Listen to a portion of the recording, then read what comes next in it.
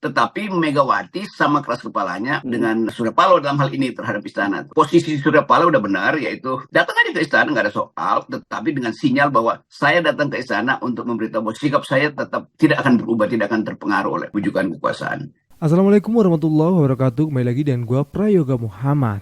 Ya teman-teman semua, ada berita ya yang mengenai Pak Surya Paloh bertemu dengan Pak Jokowi. Tentu hal ini membuat asumsi dari masyarakat yang mengira bahwasanya Pak Surya Paloh akan bersama dengan Pak Jokowi.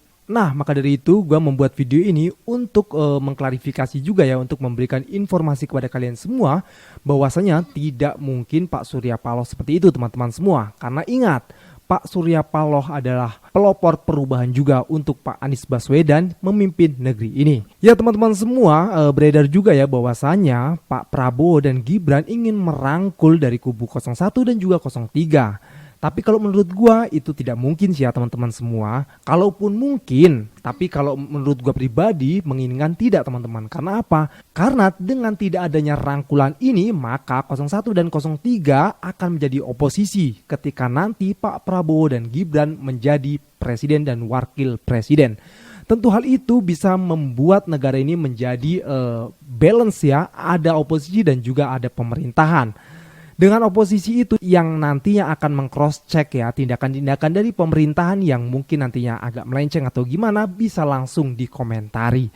Oke teman-teman semua, menepis isu-isu itu mungkin kita harus lihat video ini ya. Di sini ada video Pak Surya Paloh dan juga nanti ada klarifikasi dari Timnas Amin dan juga dari para netizen serta dari Bung Rocky Gerung selaku pengamat politik. Kita lihat dulu videonya. Saya boleh katakan kita tidak dalam keadaan baik-baik saja.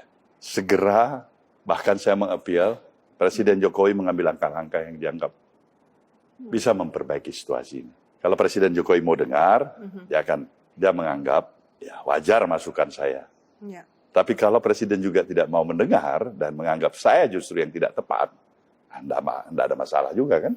Sama-sama kita bisa bilang, ya ini negara demokrasi kan? Ya. Presiden bisa bilang, saya bisa bilang, para pihak juga bisa bilang. Saya hanya mengapel, segera perbaiki situasi ini. Ini bukan situasi biasa-biasa saja. Ini lampu kuning bagi jalannya administrasi pemerintahan di bawah kepemimpinan Presiden Jokowi. Assalamualaikum warahmatullahi wabarakatuh. Terkait dengan pertemuan mendadak antara Presiden Jokowi dan Surya Paloh, pertemuan tersebut adalah bagian dari Partai Nasdem dalam posisi sebagai partai koalisi periode 2019-2024. Adapun sikap politik Partai Nasdem yang saya konfirmasi, secara tegas menyatakan bahwa mereka tetap setia bersama Gerakan Perubahan dan mengawal agenda proses perhitungan suara Anies dan Caimin. Apapun keputusan ketiga partai dan lebih khusus Partai Nasdem akan menunggu proses selesainya perhitungan suara. Sehingga bagi seluruh rekan-rekan pendukung Gerakan Perubahan tetap solid, tenang, bahwa memang di tengah perjuangan yang krusial, hubungan komunikasi antara partai politik dengan pemerintah, dengan negara adalah hal yang biasa saja. Tidak mempengaruhi arah perjuangan dan semangat Gerakan Perubahan. Kita akan terus mengawal proses perhitungan suara dan berharap efek pertemuan Surya Paloh dan Jokowi menegaskan kepada Jokowi untuk tidak terlalu jauh mengintervensi proses perhitungan suara di KPU. Maka tentu pertemuan tersebut patut diapresiasi. Berpolitik tidak boleh hitam putih, harus tetap dinamis dengan terus mengawal arah dan tujuan. Karena rakyat sangat percaya Partai Nasdem, PKS dan PKB sudah matang, istiqomah, konsisten bersama rakyat untuk terus memperjuangkan proses demokrasi yang berkeadilan. Terima kasih, saya Faisal Segaf, kritikus politik. Assalamualaikum. Jangan mau disebar hoak bahwa pertemuan Pak Surya Paloh dengan Pak Presiden itu ada yang aneh-aneh. Intinya gini, Pak Surya Paloh tegak lurus di barisan perubahan. Saya sebagai kader Nasdem Apabila Pak Surya Paloh melenceng, saya orang pertama yang keluar dari Nasdem. Tapi saya yakin Pak Surya Paloh tegak di barisan perubahan. Kawal suara amin sampai tuntas. Oke. Assalamualaikum warahmatullahi wabarakatuh. Iya, itu artinya Surya Paloh jadi dari koboi jadi koboi cengeng kan. Dan pasti nggak begitu tuh kemampuan Surya Paloh untuk bertahan. Dia tuh hancur, memang hancur bisnis Oh iya, iya. Metro TV pasti drop. Tetapi dia selalu punya keyakinan bahwa yang dia investasikan itu adalah sikap. Dan kita paham betul bahwa kemampuan Surya Paloh untuk siksak di atas tikungan yang paling licin pun dia pernah alami itu. Jadi kelihatannya istana berupaya untuk kasih sinyal bahwa kalian yang ini udah mulai melemah loh, mulai masuk angin enggak. Itu artinya istana justru yang gelisah karena sikap Nasdem itu atau Pak Surya Paloh itu kendati tidak hadir secara konkret di dalam banyak kampanye, tapi dia memberi sinyal bahwa dia udah memilih untuk mengajukan Anies dan Caimin tuh. Jadi tetap kita mau lihat bagaimana istana itu memanipulasi banyak headline hanya untuk menyelamatkan dalil bahwa ini adalah satu putaran. Dan karena itu mereka yang cemas dengan satu putaran udah mulai mendekat, enggak, itu bohong tuh. Dan kemungkinan itu mesti kita pastikan hari ini bahwa Nasdem tetap akan mengambil sikap untuk membela masa depan yang diinvestasikan justru oleh masyarakat sipil. Kan Nasdem ini ada partai masyarakat sipil akhirnya kan, yang berani untuk beroposisi dari dalam, walaupun dia masih indoor opposition, tapi justru yang indoor ini yang lebih jujur sebetulnya. Yang outdoor kan bisa dibeli-beli kan. Tetapi bagi Nasdem saya kira betul itu be or not to be. Kalau dia kalah itu memang nasib politik dia. Tapi kalau dia menang itu juga adalah takdir dari upaya untuk melakukan perubahan. Saya kira itu pilihan Nasdem, dan Nasdem bukan Nasdemnya sebetulnya. Tentu orang-orang di sekitar Nasdem itu banyak yang mengincar kekuasaan, tuh yang lemah mentalnya. Tapi sebagai ketua umum, saya kira Surya Paloh mau kasih sinyal bahwa kalian yang di belakang gue, Nasdem ini yang kadang-kala masih pragmatis, udah jangan macam-macam, gue tetap akan berselisih dengan kekuasaan. Saya kira itu tuh. Nah, tentu bagian-bagian yang kira-kira kan di PDIP kan ada yang bagian pragmatis juga. Betul. Yang ingin ya udahlah kembalilah ke istana tuh. Demikian juga ada di Nasdem tuh. Tetapi Megawati sama keras kepalanya dengan Surya Paloh dalam hal ini terhadap istana tuh. Jadi posisi Surya Paloh udah benar, yaitu datang aja ke istana nggak ada soal, tetapi dengan sinyal bahwa saya datang ke istana untuk memberitahu bahwa sikap saya tetap tidak akan berubah, tidak akan terpengaruh oleh bujukan kekuasaan. Nah, gimana teman-teman semua? Dari sini kita sudah jelas ya, Bung Rocky sendiri sebagai pengamat politik aja mengatakan tidak mungkin kalau Surya Paloh akan bersama lagi dengan Jokowi, karena beliau kan memang sudah fokus pada perubahan. Ya teman-teman semua ya, kita doakan saja semoga angan-angan kita ini untuk perubahan Indonesia benar-benar terwujud teman-teman semua. Oke teman-teman semua, kita akan lanjut lagi ya ke videonya. Rocky Gerung dilaporkan sama PDIP karena diduga menghina presiden dengan mengatakan bajingan tolol, tapi baru saja laporannya dicabut. Alasannya setelah dipikir-pikir benar juga. Ini berita lama ya, tapi cukup mengakakan. Kita lanjut lagi ke videonya.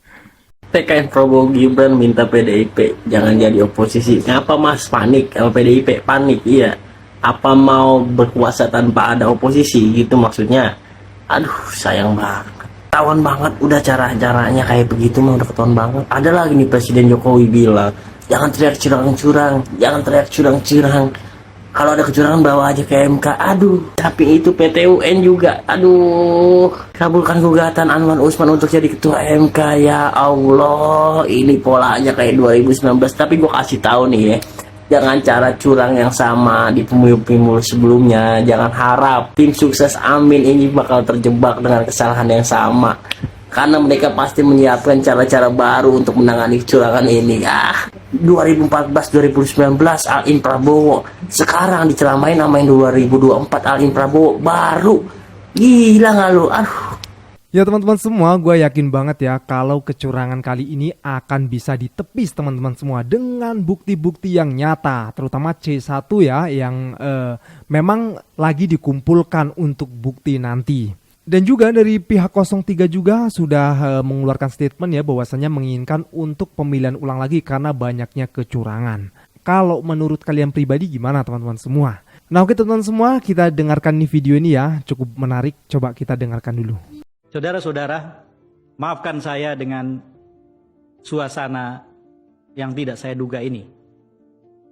Tetapi sejak awal saya merancang program ini,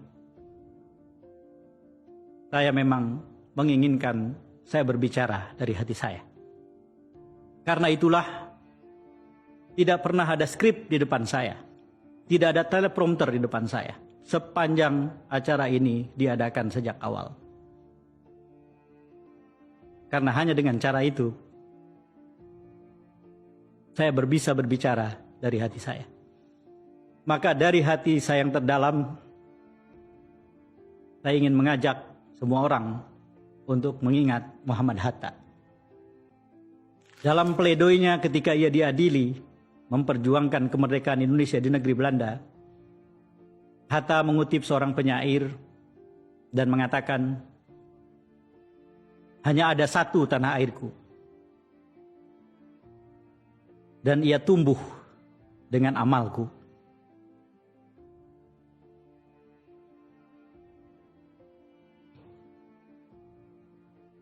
Saudara, hanya ada satu tanah air kita, Indonesia.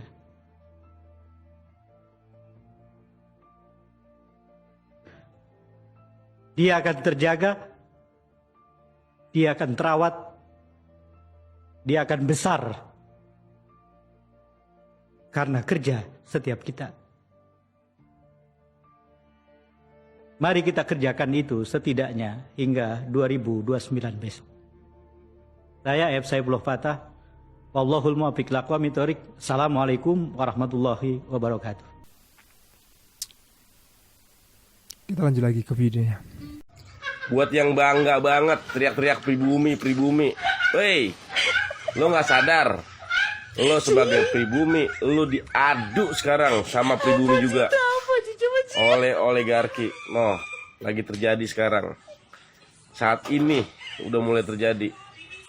Mikir, pribumi, kalau memang lo sebagai pribumi, harusnya lo bersatu untuk menjaga NKRI. Jangan mau diadu domba. Jangan sok-sokan lo ngomong pribumi, pribumi. Palo peang. Hai, kumpul-kumpul nih kaum kelaparan. Info. Kenapa beras-beras ini pada mahal? Karena sama Pak Lurah ditimbun. Ini fakta, ini sudah A1 beritanya. Kenapa beras ini pada ditimbun? Karena dipakai untuk putaran kedua. Kalau jadi putaran kedua, kan namanya juga sebelum hujan, sedia payung. Makanya kaum kelaparan ini disisa dulu. Habis itu nanti dikasih lagi beras 10 kilo. Suruh nyoblos Prabowo. Ya, cuma harganya mereka kan dihargain sama beras 10 kilo. Ya, maklumlah kaum kelaparan. Dikasih beras 10 kilo menderita kelaparan sampai 2009. 2029. Selamat Rasul.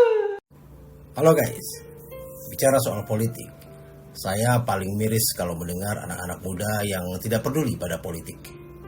Mereka telah dicekoki bahwa politik itu jahat dan sudah adalah yang mengurus. Kalau anak-anak muda tidak peduli pada politik, maka bisa dipastikan mereka dan anak-anak mereka nanti semuanya akan menderita. Sumber daya alam kita akan terus dijual dengan rakusnya, sementara uangnya tidak akan pernah diterima negara. Pajak akan giat ditarik dan semakin tinggi, sementara uangnya hanya jadi bahan bancakan. Hutang luar negeri menggunung untuk proyek mercusuar yang sia-sia, yang sebenarnya ya sekali lagi hanya untuk bancakan mereka saja. Dan akhirnya rakyat akan ditindas Sementara setiap usaha untuk lepas dari itu semua akan dihadapi dengan kebengisan dan kekejaman aparat kita sendiri. Sementara kalau jalannya pemerintahan tidak ada yang mengawasi, karena para wakil rakyat sudah dibeli melalui koalisi yang sangat gemuk, maka DPR tidak akan berfungsi. Apalagi kalau pemerintah hanya jadi alat para oligarki. Maka generasi muda, anak-anak kita tidak akan pernah bisa membeli rumah, meskipun mereka bekerja. Karena sebagian besar hanya akan bekerja sebagai karyawan kontrak. Dan bank-bank tidak akan mau dan tidak akan mungkin memberikan pinjaman untuk membeli rumah kepada para karyawan kontrak. Sementara tanah-tanah akan dikuasai oleh mereka yang sudah sangat kaya, baik untuk usaha memperkaya diri mereka maupun memeras kaum yang miskin melalui sewa yang sangat mahal. Nah, sebelum semua itu terjadi, maka rakyat wajib ikut terlibat dalam proses politik agar tidak menjadi korban yang tidak berdaya. Salam. Ya teman-teman semua, ini saran yang bagus ya dari abang ini ya. Ayolah, come on, kita anak muda harus melek politik.